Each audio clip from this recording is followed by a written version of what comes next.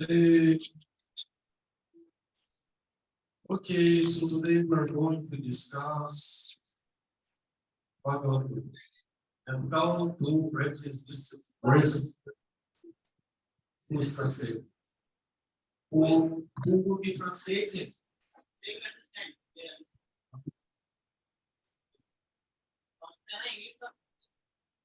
Hare Krishna. But I don't see anyone. Where is the audience?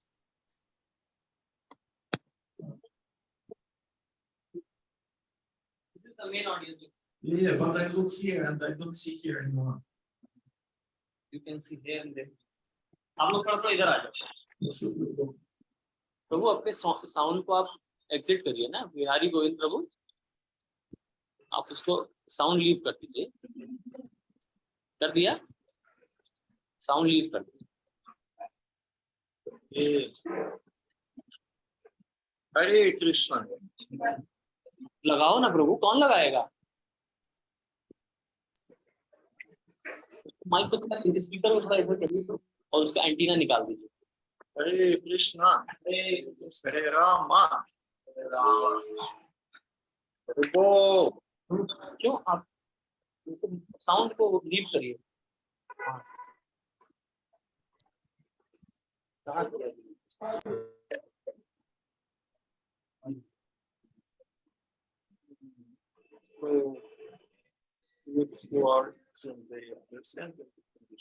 And they understand, they also understand. But why this translation was needed?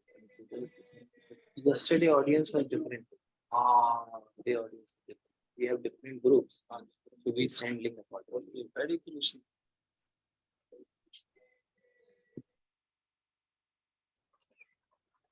So will this might will be working? They are working it out. Or will be without? Should we wait?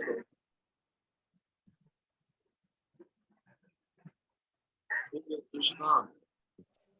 Oh. Wasting time.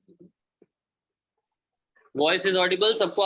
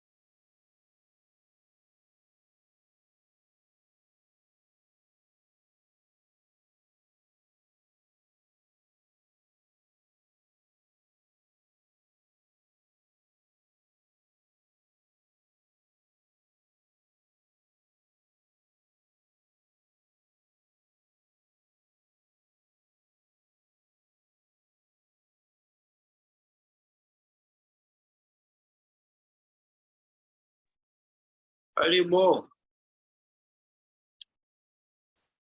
Okay. The broadcasting was going without sound. The broadcasting was going without sound. So we start from the beginning. Om Namo Bhagavate Vasudevaya. Om Namo Bhagavate Vasudevaya. Om Namo Bhagavate Vasudevaya. Om Namo Bhagavate Vasudevaya. Om Namo Bhagavate Vasudevaya. Om Namo Bhagavate Vasudevaya. Bhagavad Gita, 17th chapter, the divisions of faith, text number 14. Devadvicha Guru Pragya Pujanam Shaucham Arjavam Brahmacharyam Ahimsacha Shariram Tapa Uchate. Austerity of the body consists in worship of the Supreme Lord, the Brahmanas, the spiritual master, and superiors like the father and mother, and in cleanliness, simplicity, celibacy, and non-violence. Therefore, the Supreme Godhead here explains the different kinds of austerity and penance. First, he explains the austerities and penances practiced by the body. One should offer or learn to offer respect to God or to the demigods, the perfect qualified brahmanas and the spiritual master and superiors like father, mother, or any person who is conversant in Vedic knowledge. This should be given proper respect. One should practice cleansing oneself externally and internally, and he should learn to become simple in behavior. He should not do anything which is not sanctioned by the scriptural injunctions. He should not indulge in sex outside of married life, for sex is sanctioned in the scripture or in marriage, not otherwise. It is called celibacy. These are penances and austerities as far as the body is concerned. Om Agyan Timiram Dasyagyan Shalakaya. Tasmai Shri Gurave. Shri Chaitanya Prabhupada Stavita Yena Свою Пахадам Агям Дадати Свабадантика. Панча Галпатару Веща Крипа Сюга Эвача Патинанам Павам Ювашна. Jai Shri Krishna Chaitanya Prabhu Nityananda Shri Advaita Radhara Shri Vasudeva Bhakta. Hare Krishna, Hare Krishna, Krishna Krishna, Hare Hare, Hare Rama, Hare Rama, Rama Rama, Hare Hare. So we have this famous verse from 4th chapter of Bhagavad Gita. Tadvidhi pranipatana pariprashnena sevaya. Padakshyanti Prigyanam Sattva Darshanava, where the relationships between spiritual master and disciple are described. But in order to maintain these relationships nicely, the culture is needed. The culture is needed. So this culture is mentioned here in these austerities of body, of mind, of speech. And the respect is very important. So here, this verse 434, it is about 3 duties of disciple. He should surrender himself to spiritual master. He should he should ask questions, and he should practice seva. He should do some practical devotional service. And regarding pariprashna, the questions should be from the level of intelligence.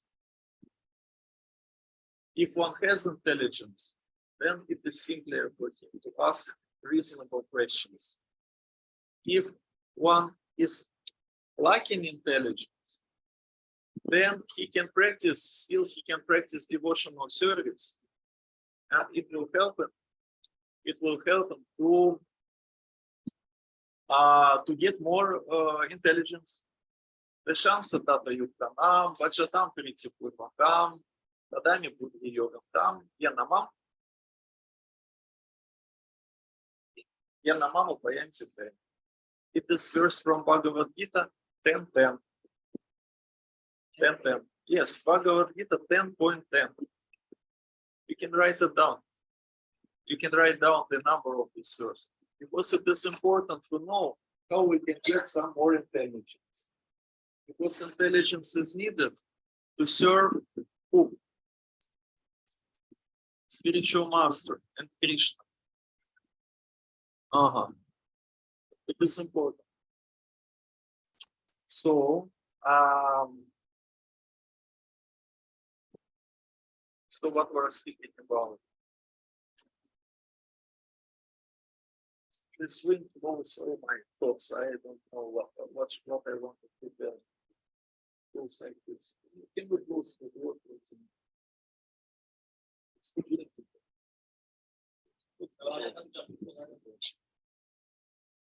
So, yes, thank you.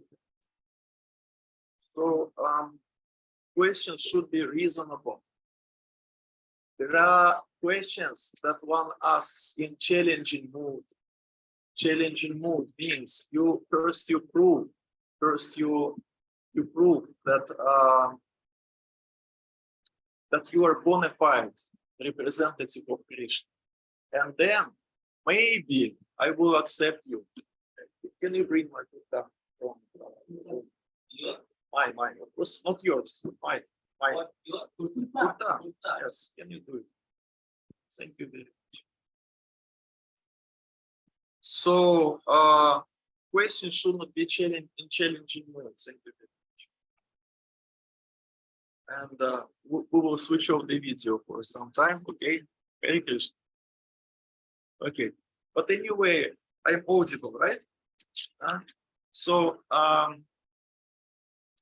questions should not be asked in challenging mood. Challenging mood means one to whom I'm asking my questions, I'm not sure is he authoritative person or not. So I will be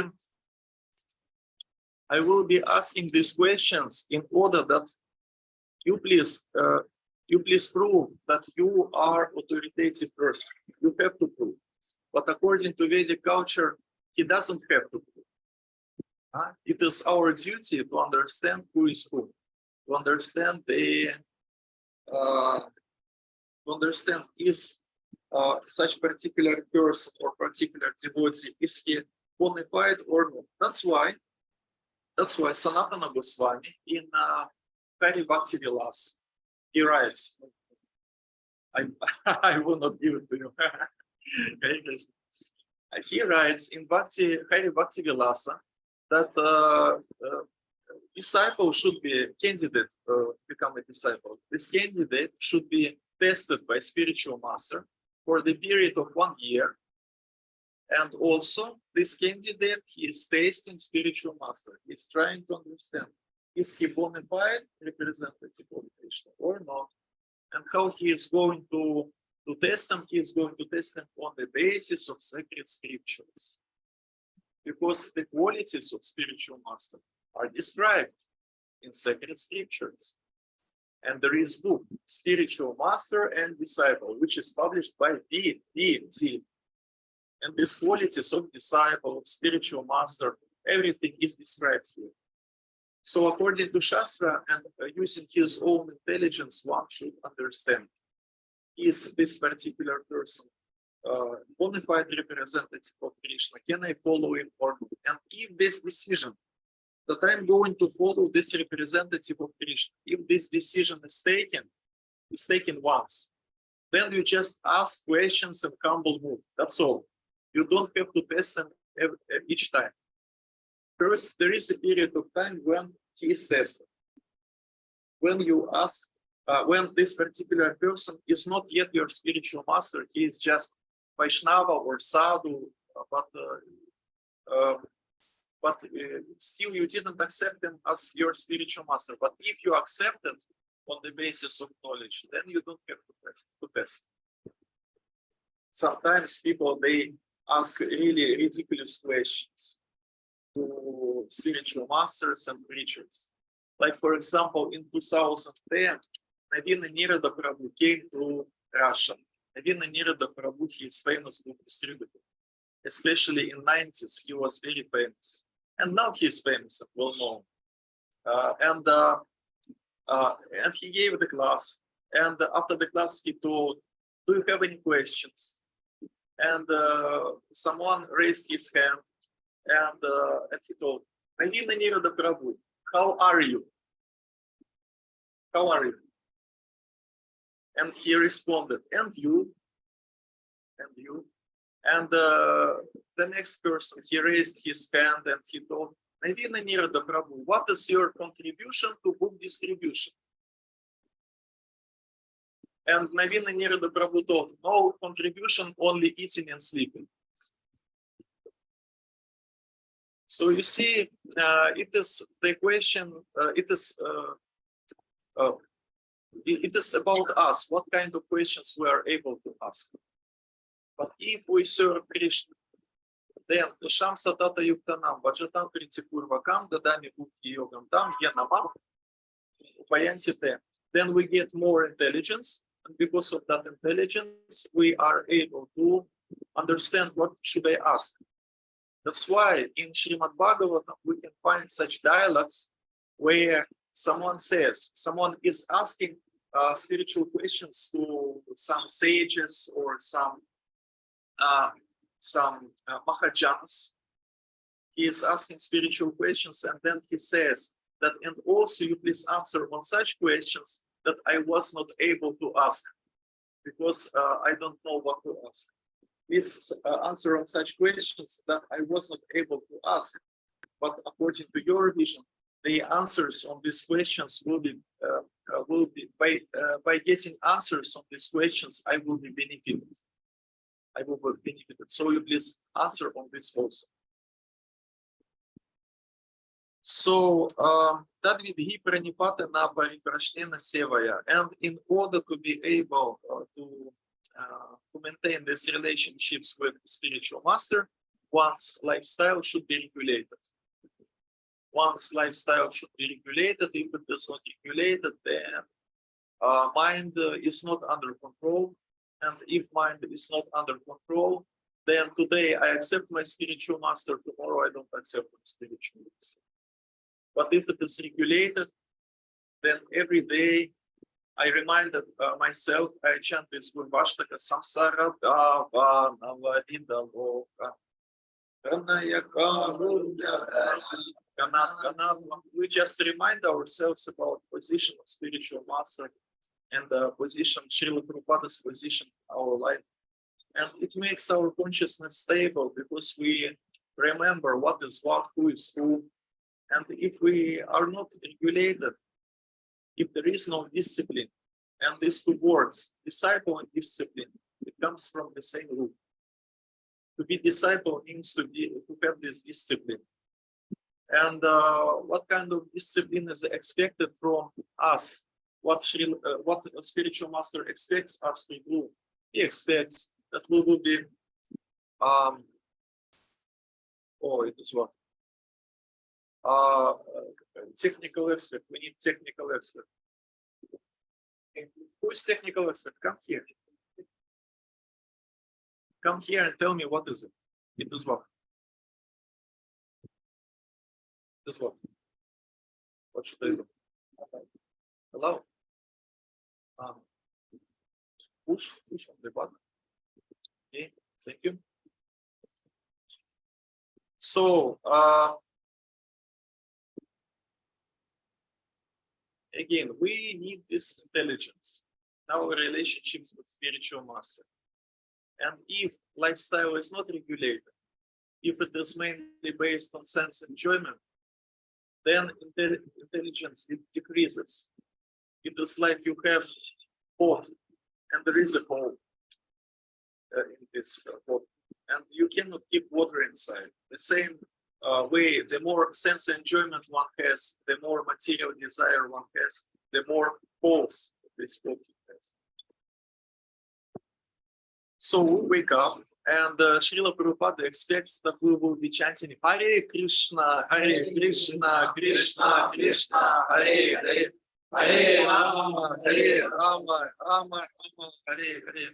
And also he expects that we will be doing something practical. And one devotee, one Srila Prabhupada's disciple, for some period of time when Srila Prabhupada was on this planet, he was such person he was so-called Dandavat devotee. Dandavat devotee. You understand what is it? Dandavat devotee. Yes or no? No? Okay. Then what does it mean prasadam devotee? Who takes prasadam and yeah, who serves prasadam and nothing else. Nothing else. It is particular category prasada devotee who only takes prasadam. But if you will ask him do something practical, he will immediately rush away. This is called prasada devotee or prasada yogi. And the same way there is such category Dandavat devotee. Dandavat devotee means again he is not ready to do anything practical, but he is very eager to offer his obeisances and respect to everyone. And it looks like something very spiritual, but if you ask him to do something practical, again he runs away from you. And Srila Prabhupada, he had one disciple, I forgot his, yeah? Again? What time you have point for this kind of? Can you repeat the question? What time you have point for this kind of devotee who not apply for practical life? What is his question? I don't understand.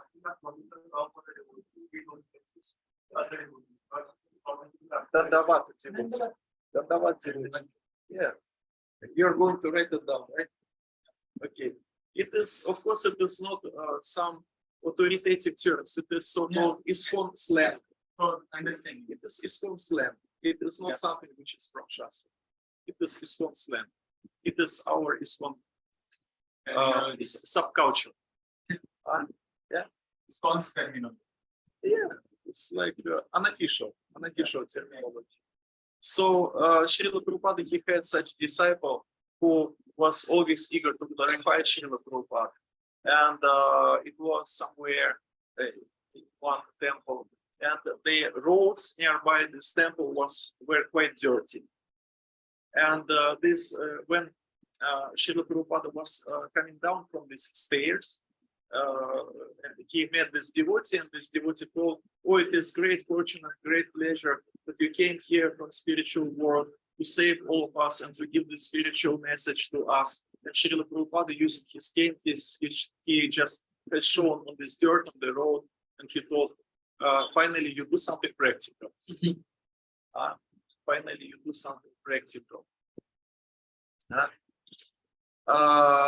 And regarding this practical devotional service in this purport to the verse 434, it is written that disciples should be ready to do even so-called menial service. Where it is written? It is written here. Such a spiritual master should be accepted in full surrender, and one should serve the spiritual master like a menial servant without false prestige. Means he asks something. He asks us to do something, and we should be ready to do it. But where to get the inspiration? If this menial service is really menial, where to get this inspiration? And Srila Prabhupada shares this inspiration in one letter. He writes that basically from spiritual point of view, there is no difference between you who is washing floors in the temple and me who is translating books, who is writing books and translating books. From spiritual point of view, there is no difference, because in both cases, these activities are meant to satisfy Supreme Lord Krishna. Of course, from practical point of view, there is difference, because today you wash the floor, tomorrow again you have to do it, and after tomorrow you also have to wash the same floor. And books, once they are translated, then many people they can read these books. So from practical point of view, there is difference, but from spiritual point of view, there is no difference, because it is meant for Krishna's satisfaction. And again, these austerities of the body that are meant here in the verse 17-14, it is mainly about respect to Supreme Lord, to Brahmanas, to spiritual master, to superiors like father, mother, and so on. And of course, our ultimate father is Supreme Lord Shri Krishna. Supreme Lord Shri Krishna is our father, and who is mother? Who is mother? Who knows? No. Krishna is father. So who is mother? It's both father and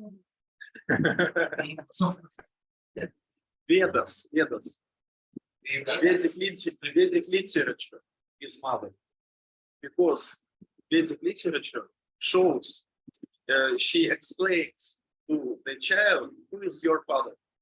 You know, we get this knowledge about Krishna from Vedic literature. Сарвасия чахам приписани вишто мадак сретир янам апоханам чай.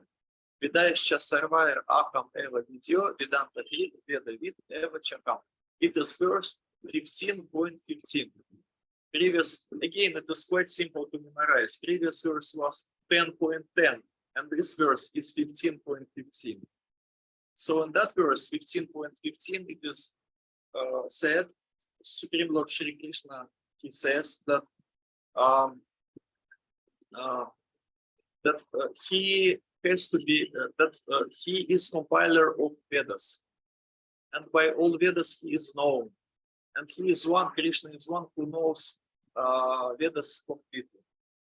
So he gave Vedas, he knows Vedas 100%. And the goal of Vedas is to give conditioned living entities the knowledge of who Krishna is. It is verse 15.15 from Bhagavad Gita. And when we respect Supreme Lord, it is quite natural to respect other living entities, especially those who have taken some positions according to Krishna's arrangement. Because father and mother, it is written here, you should respect them. But how to respect if sometimes they can be inimical to Krishna consciousness and all other things? Some people, they face this problem. So Srila Prabhupada, at least he wrote 2 letters to some disciples who had some troubles with their materialistic parents. And he writes there in these letters that Prahlada Maharaj also had such trouble with his father. And your trouble, your problem is not so big, because at least your father is not going to kill you. He is not trying to kill you. So he told that, he wrote, Srila Prabhupada wrote in this letter, that if our parents or our relatives, if they give us some advices that are not according to the mood of Krishna consciousness, then externally we should show respect. But actually we should not follow. We should just be respectful. And that is sufficient. But we shouldn't follow. Because we have to follow our Supreme Father, who is Supreme Lord Shri Krishna. And who is Mother? Vedic scriptures. Yes, Vedic scriptures. We should follow these parents, first of all. Vedic scriptures and Supreme Lord Shri Krishna. And other living entities, they take some positions according to Krishna's arrangement. Some of them, they become brahmanas, some of them, they become spiritual masters. There are different kinds of so-called maryada. Maryada means respect. Sanskrit, maryada, respect. And the first stage or the first kind of this respect or maryada is Nara Maryada. Nara Maryada means to respect human being because he is human being. Just because he is human being. And it is not so important of how he acts. Because he is human being means he went through this evolution, samsaric evolution. He already took a lot of different births, different lifetimes, in different forms of life. And now he achieved human form of life. Finally he did it. So it should be respected. Because of what? Because he has valuable and very rare human form of life. Because we have 8,400,000 species of life, right? So it means that we have 20 times more different other species than human forms of life, because we have 400,000 humans form of life, and we have also 8 million of other forms of life. So it means that we have 20 times more other species of life. So it is quite rare. And if one has something valuable, then naturally he is respected. Like, for example, people who have a lot of money, they are also respected. Usually, in modern society, they are respected. At the same time, it is not that everyone, it is not that all these people know how to use this money, how to utilize this money, and sometimes they use this money in such way that we really have no reason to respect them. But just because they have, because of that, it forces other people, ordinary people, to respect them. Or some people can be talented, they can have some abilities, some nice voice, or they are nice looking, and so on and so on. And naturally, it also pushes other people to respect them. But how they use these facilities that are given to them by Supreme Lord, it is another question. Maybe we should not respect them because of how they use it, but because they have it, they have human form of life, they have money, they have power, and so on. It is already sufficient to respect. It is Vedic culture. It is Vedic culture. So here in this verse 17.14, it is said that cleanliness, simplicity, celibacy, and non-violence are required. And what does it mean? It means, it is written here in the purport, you should not do anything which is not sanctioned by the scriptural injunctions. It is simplicity. One is simple. If my mother in Vedic scriptures, it is our mother. If Vedic scriptures they don't allow me to do something, then I just don't do this. Very simple. And if in Vedas it is written that it is important to chant Hare Krishna, then I will be chanting Hare Krishna, Krishna Krishna, Hare Hare, Hare Rama, Rama Rama, Hare Hare. But again, this simplicity is based on one's ability to accept authority of Vedas, authority of spiritual master, authority of Krishna. And when this ability to accept authorities is not here, then our life is not simple anymore. It's not simple anymore because we follow some authority or we follow the dictation of our own mind. And our own mind, it creates different ideas, plans, and so on. And usually these ideas are not simple. They are really complicated. And because of that, if those people who accept their minds as their rules, their life is anxious and stressful and troublesome and so on and so on. But if we accept spiritual master, then everything becomes quite simple because Krishna gave a very simple message in Bhagavad Gita. And Lord Chaitanya Prabhu gave very simple instructions. Just chant Hare Krishna, Krishna Krishna, Hare Hare, Hare Rama, Rama Rama, Hare Hare, and take prasadam. You've been chanting Hare Krishna, you became tired, okay? Take rest and take prasadam. After that, you can chant again. And also, of course, do something practical. So this process is quite simple, quite nice, but the conditioned mind, this mind says that it cannot be so simple because life is not simple. I should follow some agenda which is not simple. Because my agenda should be relevant to life, real life. And what these Hare Krishna people they are trying to push me to do, it is something which is not so real. Because it is too simple to be real. Oh, this knowledge is given in Shastra. Even if it is simple, it should not stop us to follow this simple process of chanting Hare Krishna, Krishna Krishna, Hare Hare, Hare Rama, Rama Rama, Hare Hare. So you see, it is quite nice to have regulated lifestyle, to practice self-control. Then our life becomes simple, becomes peaceful, and also we don't give too much stress to others, much troubles to others. Because one who is agitated and anxious, usually he is eager to share these emotions with others. So if we have this regulated lifestyle, many of our problems are solved.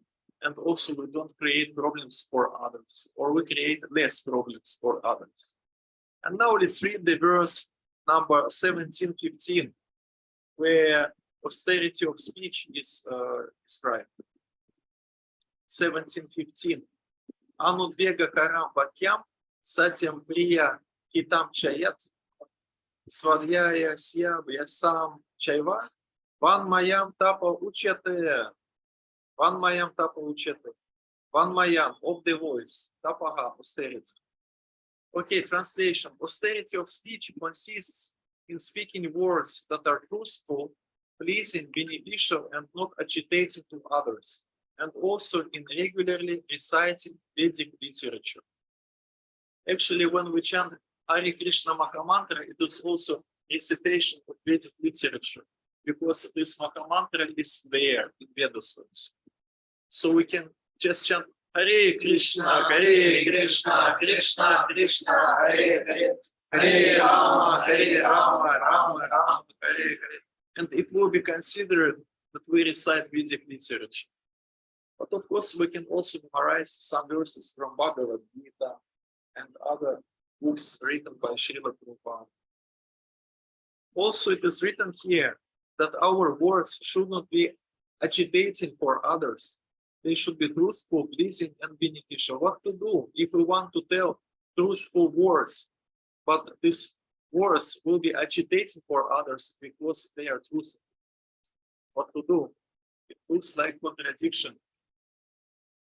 Okay, let's read what is written here in this purport. One should not speak in such a way as to agitate the minds of others. Of course, when a teacher speaks, he can speak the truth for the instruction of his students. But such a teacher should not speak to those who are not his students if he will agitate their minds. So again, it is about mind's agitation. If one accepted someone as his spiritual master, it means he already tested this particular sadhu, that okay, I accept him as my spiritual master. He has some faith in words of this spiritual master. And he understands that what this spiritual master will tell is beneficial for me. But if authority is not accepted, then of course mind will be easily agitated when the same person, the same spiritual master will try to give an advice, good advice to someone who is not accepting his authority. Because immediately this person will tell, who are you to teach me? Who are you to give me advices and so on? So from the side of spiritual master, it is required to distinguish between those who accepted him as authority and those who didn't accept. And usually, if someone didn't accept him as authority, he just smiles and he asks, how are you? How's your life? Is everything okay? Do you chant your rounds? So on and so on. But you will never get any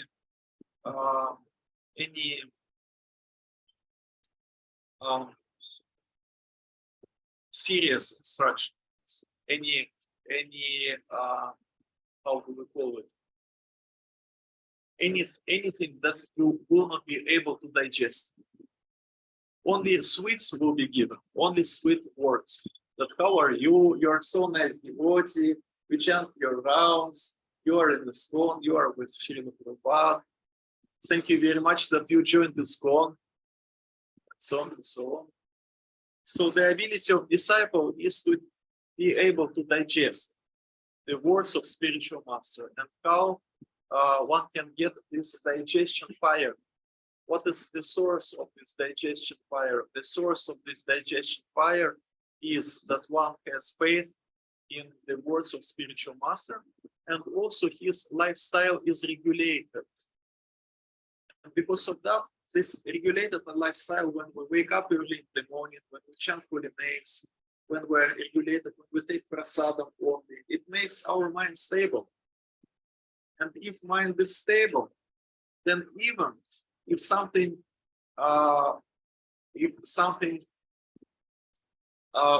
if spiritual master tells us something which requires some endeavors from our side to digest, anyway we will be able to digest. And not only spiritual masters, when devotees, when they deal between each other, they also arrange different situations for each other that we have to digest. So Sri Chaitanya Mahaprabhu gave this universal formula how to control our mind. We should just attentively chant Hare Krishna, Krishna Krishna, Hare Hare, Hare Rama, Rama Rama, Hare Hare. And also we should remember this verse from Bhagavad Gita 5:29, 5:29, which is also known as formula of peace, peace formula. 5.29, where it is told about Lord Shri Krishna's position. Lord Shri Krishna's position.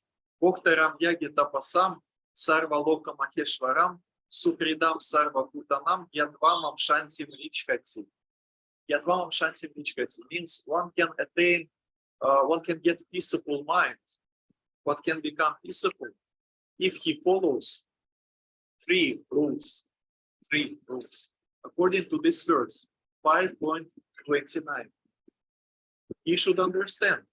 Practitioner should understand. Bhakti practitioner should understand about Krishna.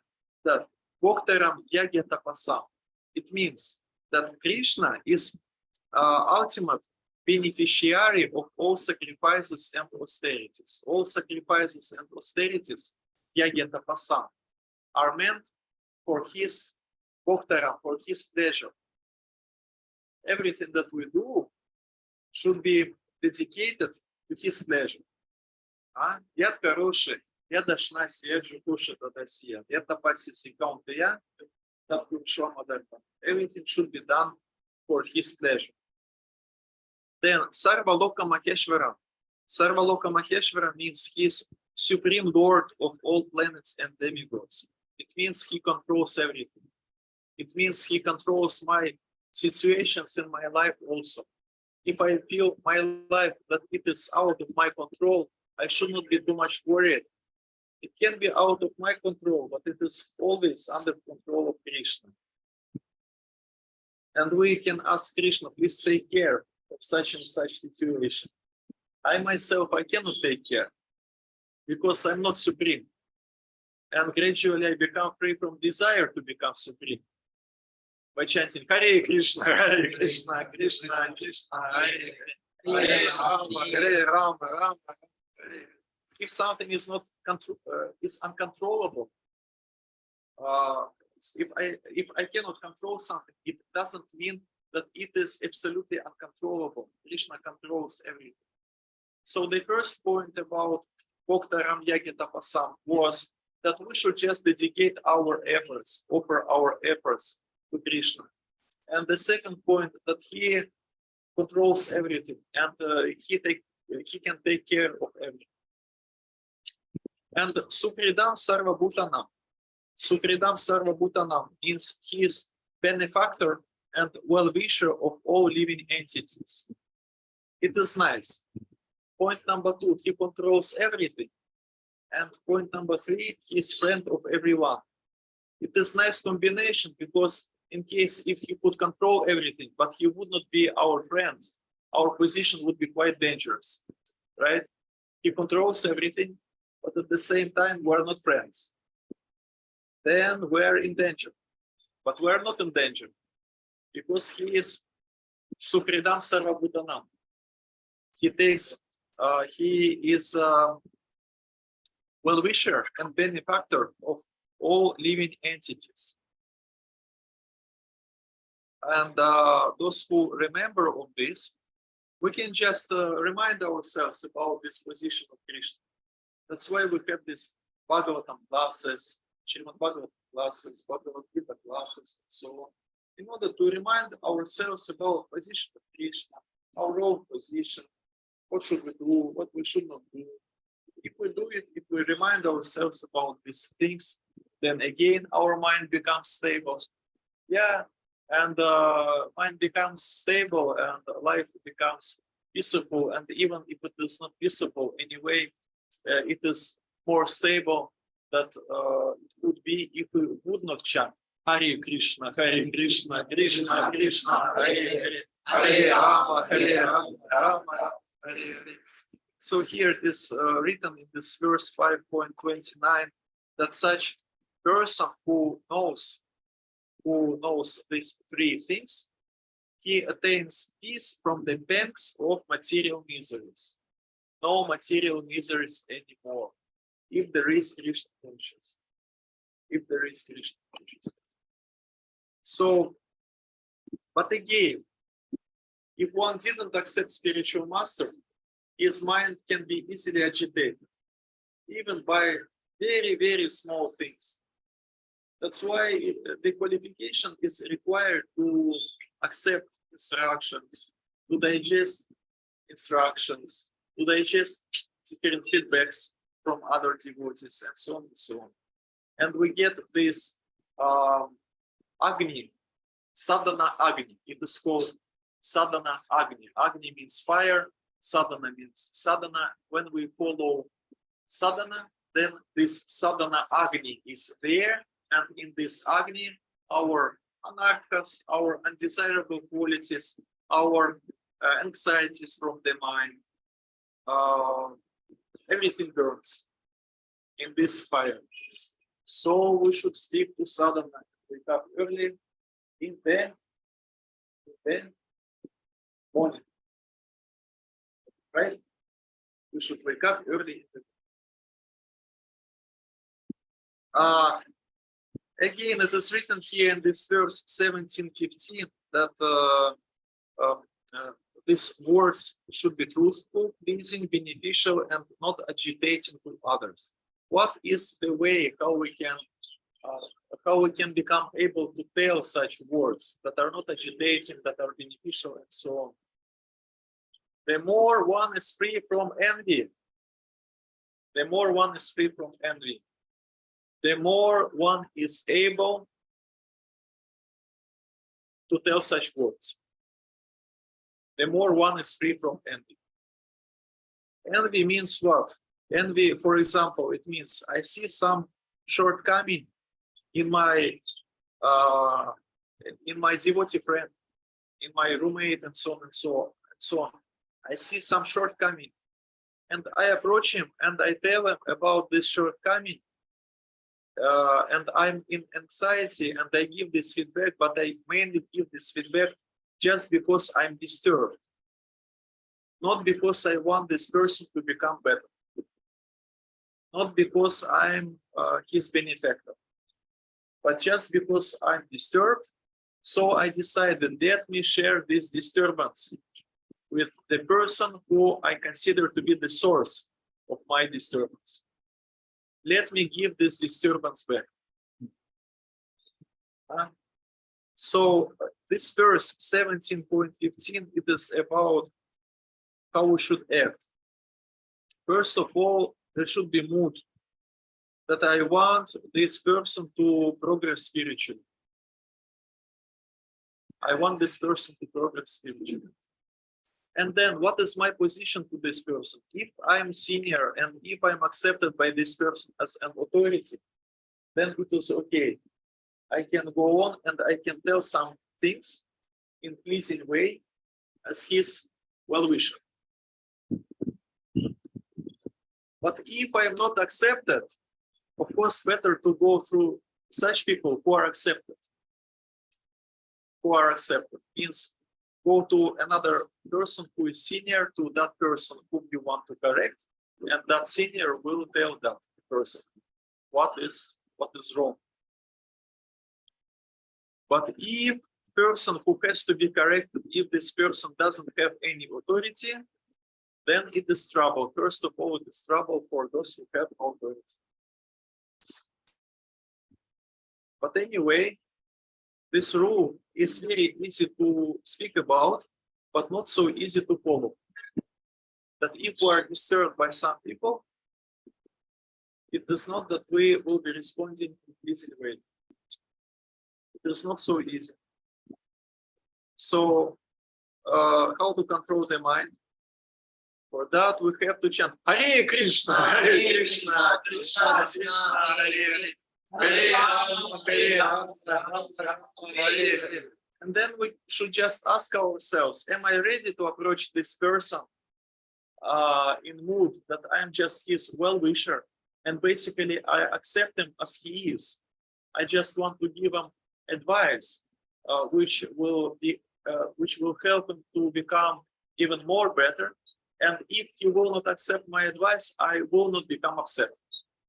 If he will not accept my advice, I'm not so much attached. Will my advice will be accepted or not? If such mood is there, then we can approach and we can try to give some feedback. But we also should be ready that this person whom we want to help, he will be thinking that actually we need help. And he can also give some feedback, which we also have to digest. In that sense, this sadhana agni is really needed.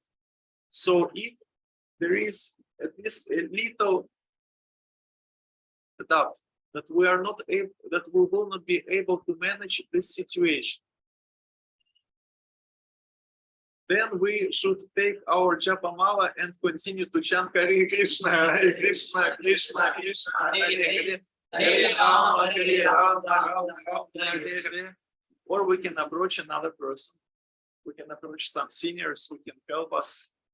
But at the same time, when we approach our seniors, it is not that we can push them, that I know how you should act in this situation. I know what you have to tell that devotee. Just let them act according to their understanding. And just accept the results, whatever it can do. Whatever it can do. So you see, from these verses, we can very easily understand that mind control is really important for spiritual life. Besides that, one should not talk nonsense. The process of speaking in spiritual circles is to say something upheld by the scriptures. One should at once quote from scriptural authority to back up what he is saying. At the same time, such talk should be very pleasurable to the ear. By such discussions, one may derive the highest benefit and elevate human society. There is a limitless stock of Vedic literature, and one should study this. It is called penance of speech. Penance of speech or austerity of speech. There is some taste, discuss some mundane subject matters, but we practice this penance. We punish our speech by forcing ourselves to speak about Krishna only or about Krishna mainly. About Krishna mainly. And yeah, it is quite important to quote from scriptural authority. And what do we have in our Bhakti Vrikshas? In our Bhakti Vrikshas, in this process which we call ice break. Ice break. When we tell people, please tell us, what did you do during this week, during last week? What you have been doing? And then a lot of tolerance is required from the facilitator to listen all these narrations, what people have been doing during the week. Because especially if these people are really new, they will be just sharing some mundane thoughts, mundane emotions, and so on and so on. So it should be, again, it should be digested. It should be digested by facilitator, by one who is in charge of this Bhakti Vriksha.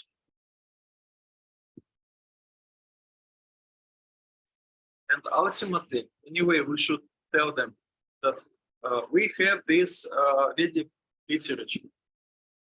And this Vedic literature for us is like who? Yes, exactly, like our mother. So just follow your mother.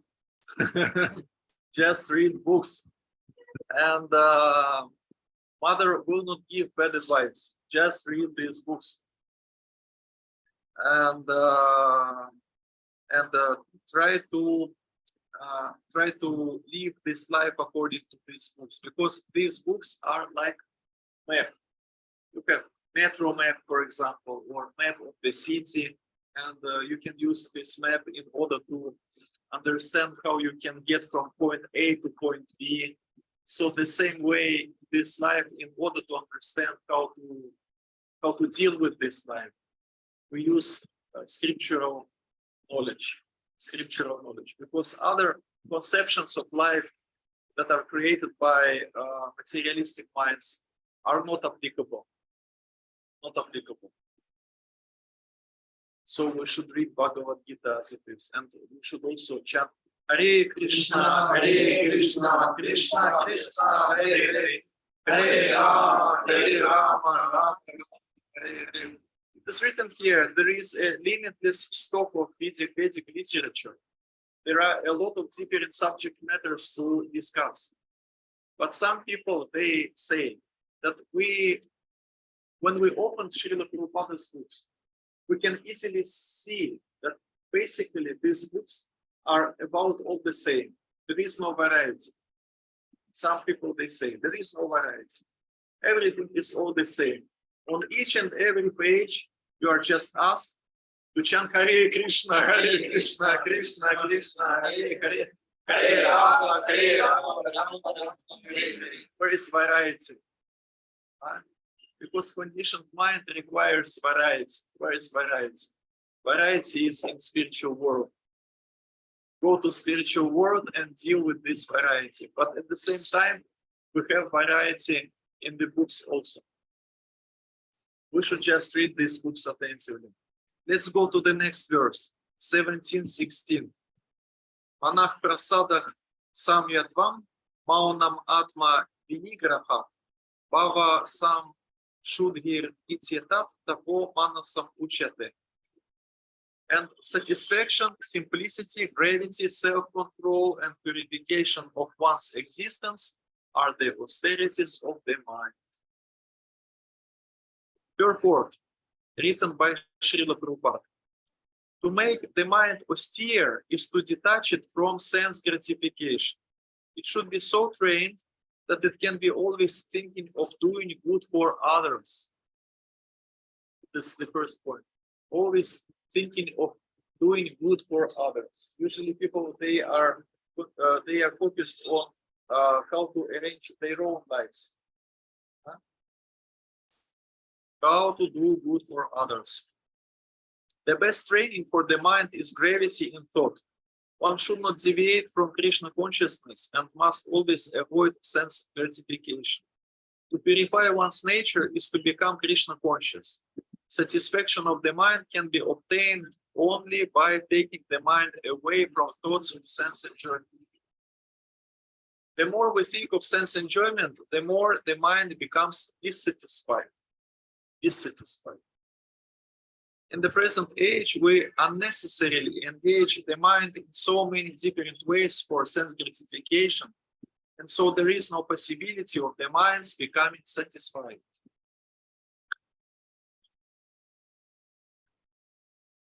The best course is to divert the mind to the Vedic literature, which is full of satisfying stories, as in the Puranas and the Mahabharata.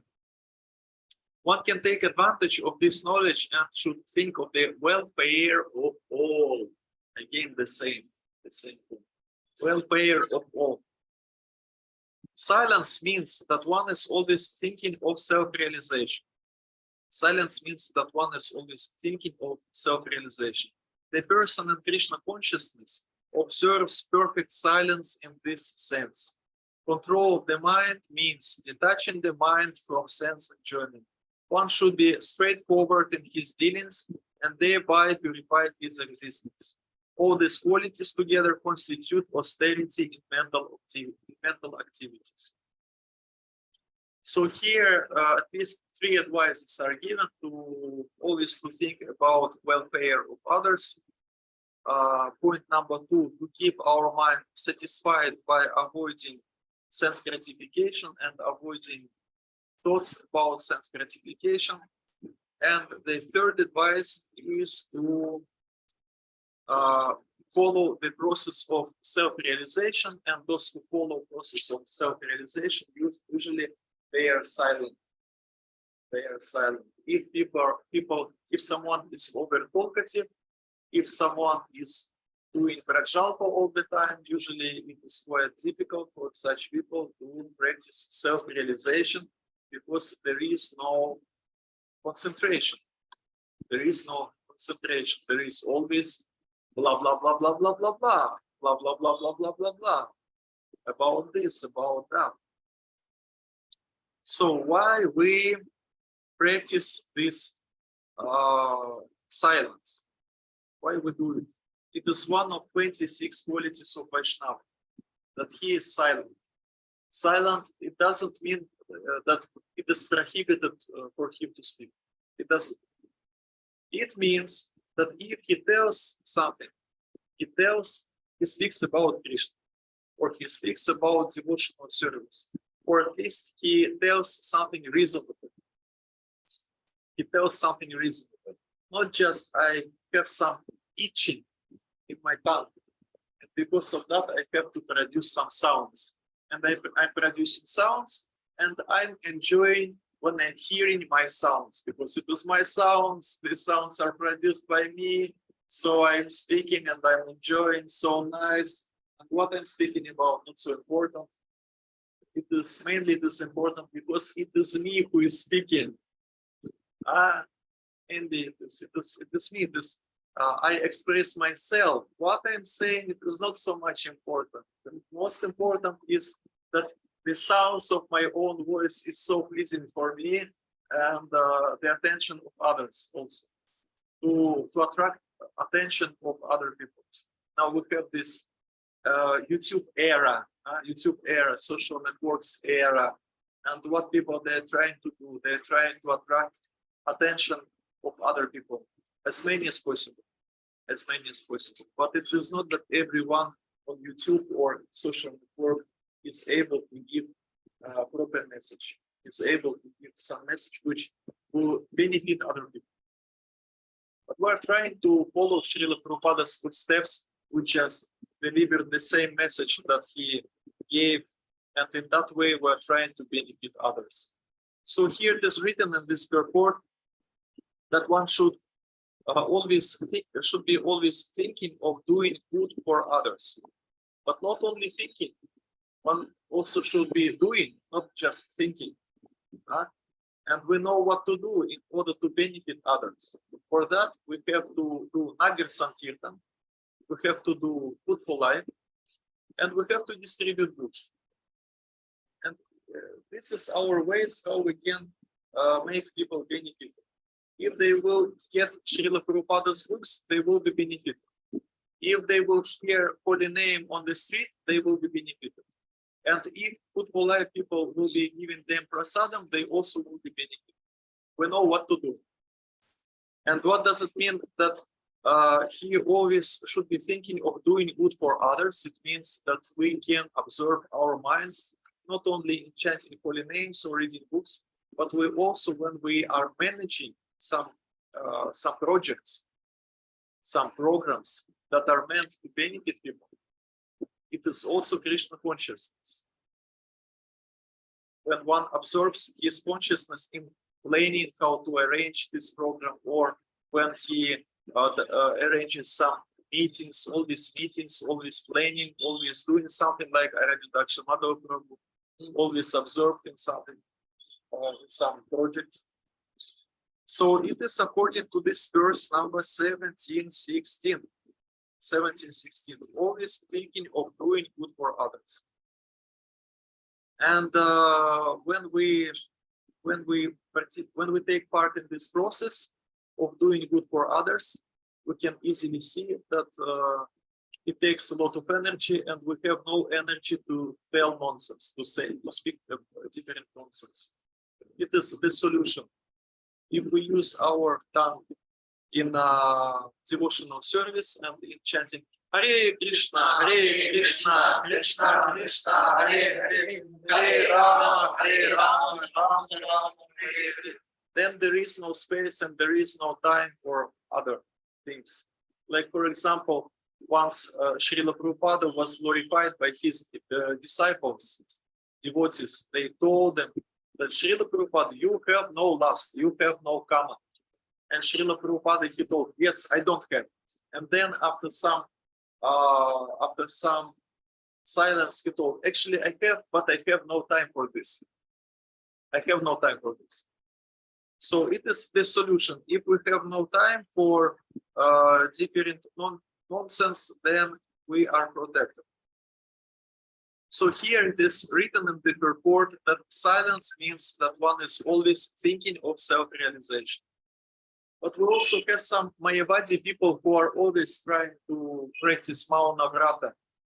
Mauna-Vrata. They have this practice to keep silence and not to tell anything.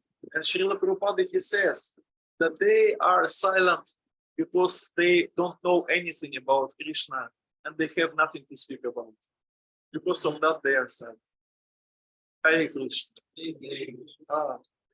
Also, here in this purport, it is written that the more we think of sense enjoyment, the more our mind becomes dissatisfied. Why?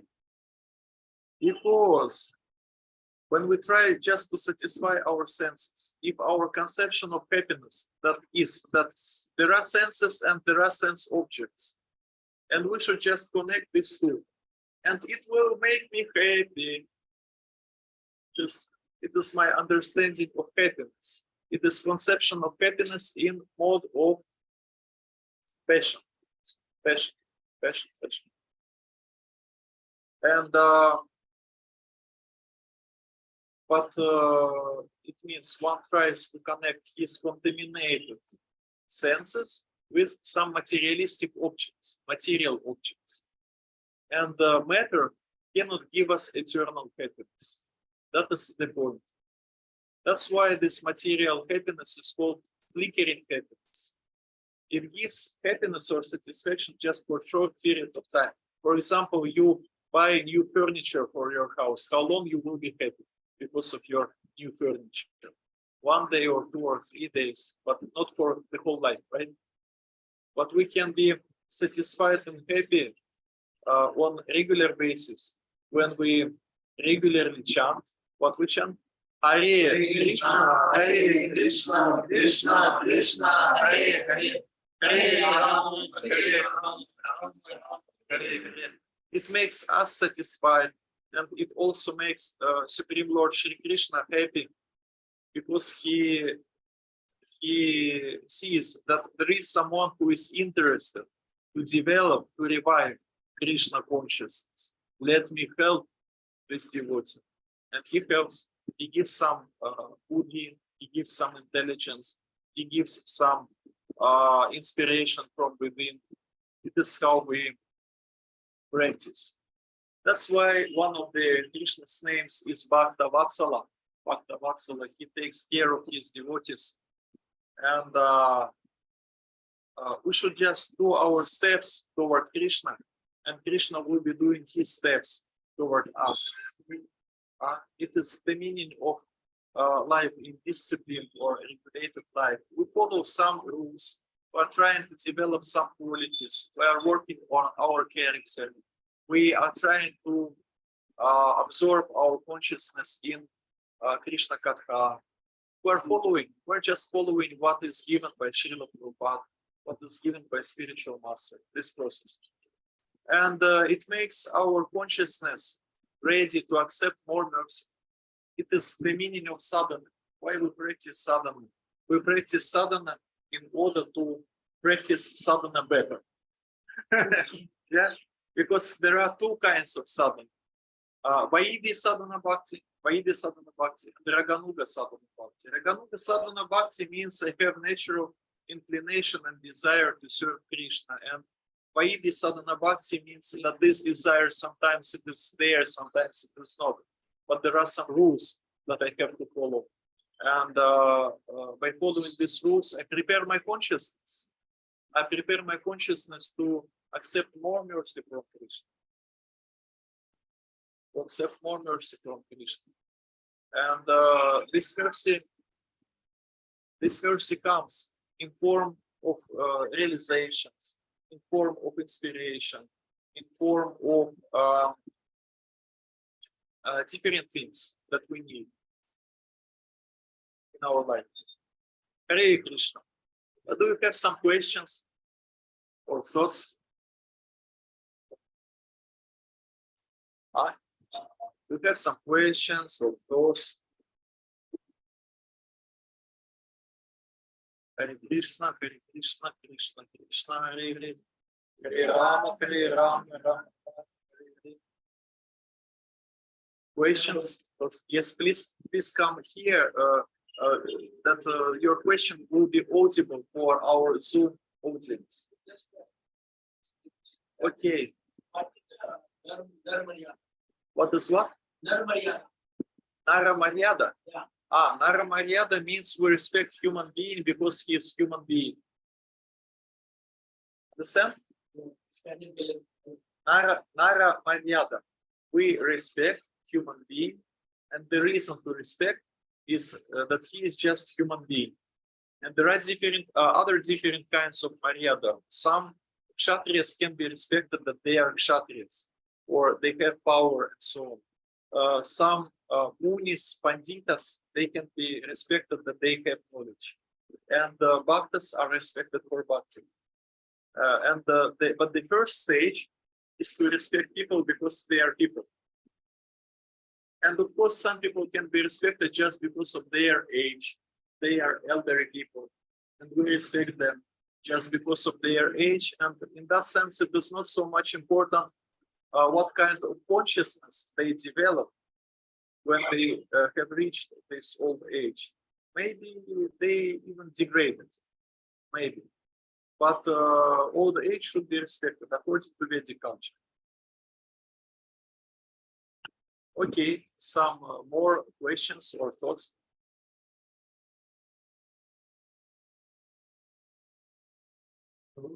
Yeah. What are the ways to increase our movement standard worship? What are the ways to increase what?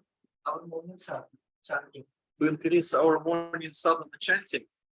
Well, to increase what? To increase quantity or quality? Quality. Oh, well, we should go to bed in proper time. Yeah, otherwise we will be sleeping on japa. Also, we should not watch movies before going to sleep. Otherwise, we will be chanting holy names and we will be watching movies with the help of our mind, because our mind remembers all these movies. Then Also, we should not overeat. Otherwise, it will be quite difficult to wake up early in the morning. And also, it is recommended to read Srila Prabhupada's books and to drink milk before going to sleep, hot milk, in order to get some food of spirituality, some sattva guna, because of milk product. Milk product is sattvic product, like everything that comes from mother cow. And of course, the desire should be there, the desire to have nice japa, and we really depend on those devotees who have taste for chanting. So if we know these devotees, better to chant with them. If we know them, better to serve them, better to get some advices from them, some instructions. If we know some people who are attached to holy name, we should really appreciate this chance that is given to us by Krishna, this chance to associate with them.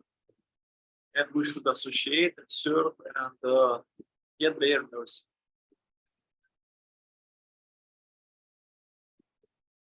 Hare Krishna. Yeah, yes. In chat. Okay, I will open the chat. We have some questions in chat. Very nice. Okay, how to scroll. How to just one question, right? One question. Okay. How to control our mind during chanting? Oh, very nice question. It is question of all questions. How to control our mind during chanting? Again, first of all, we should not create such circumstances that will distract our. I mean, again, we should go to bed at proper time. We should not watch movies before. How to control our mind during chanting? Nice question. Very nice. Every time when mind goes to think about something which is not related to holy name, we should just pull it back. We should just do some efforts.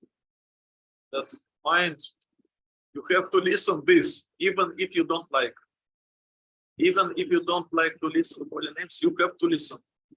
It is your tapasya. Because again, we read today from Bhagavad Gita, verse 17.15, that austerity of speech is reciting Vedic literature. And austerity of the mind, 17.16, it is what? It is not to think about sense enjoyment. Not to think about. So if mind, according to its habit, goes to think about sense enjoyment, about different things, we should just tell mind, don't think about this. Just let's chant Hare Krishna with me.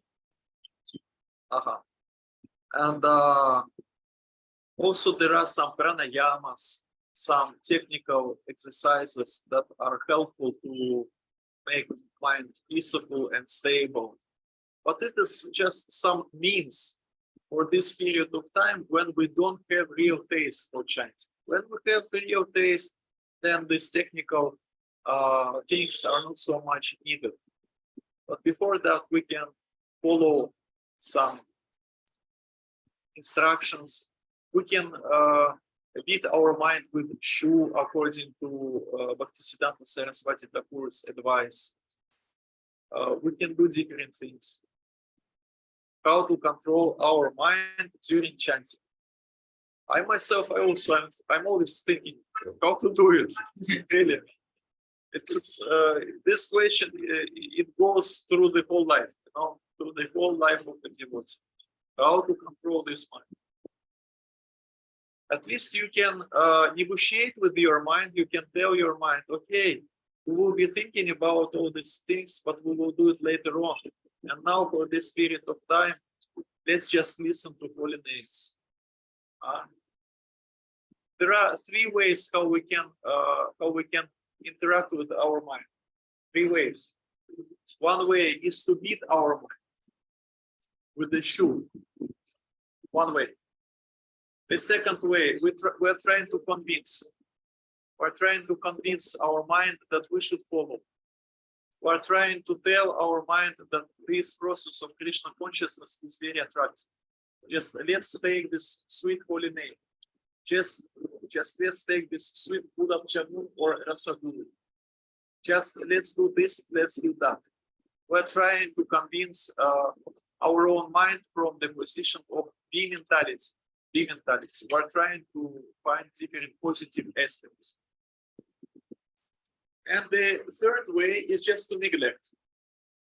Just to neglect, because mind tells something and we understand that it is not the truth.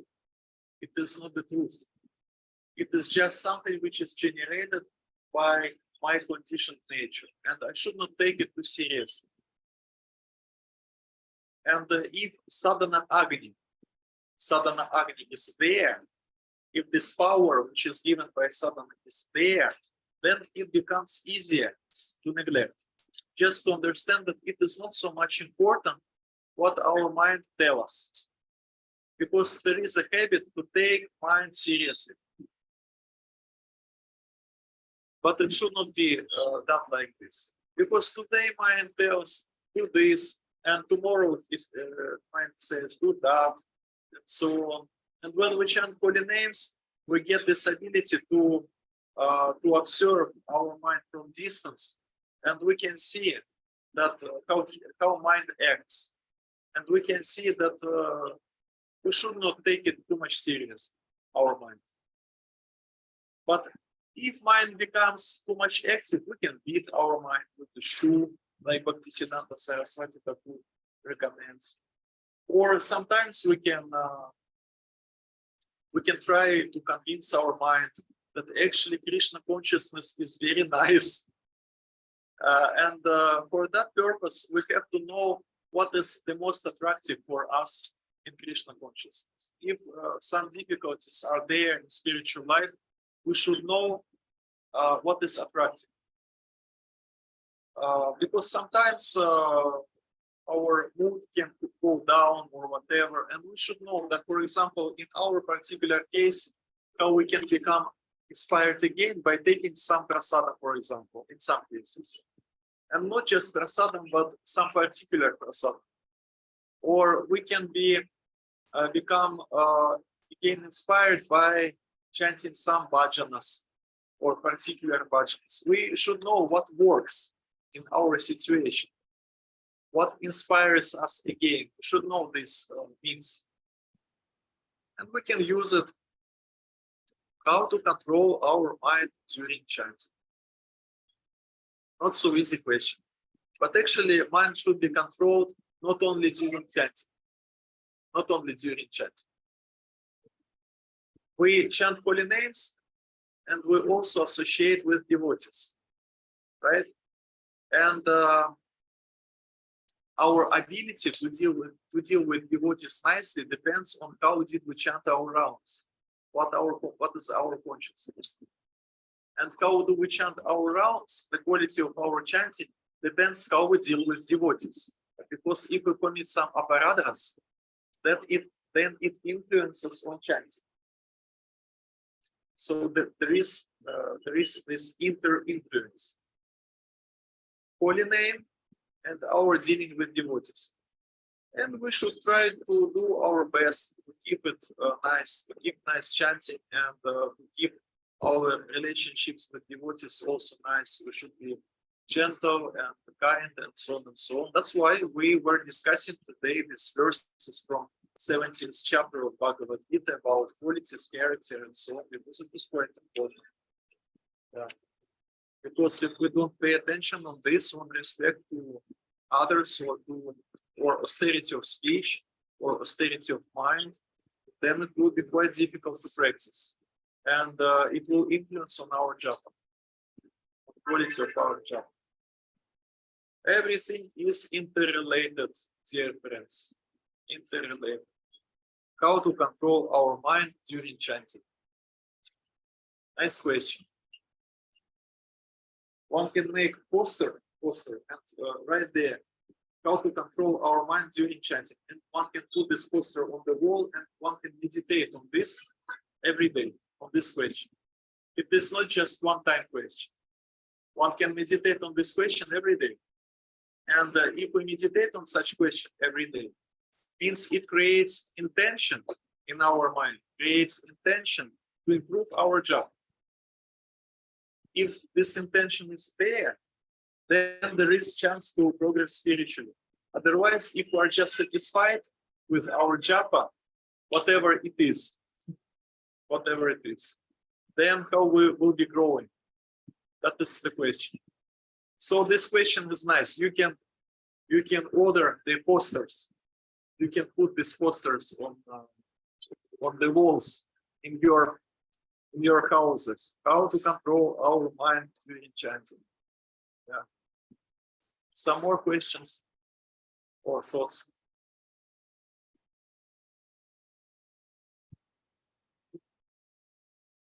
Okay. Hare Krishna. Hare Krishna. So we would like to thank Mrs. Madhava Murari for his such a nice session, his guidance, his precious time, and we will thank him by loudly chanting Hare Krishna mantra.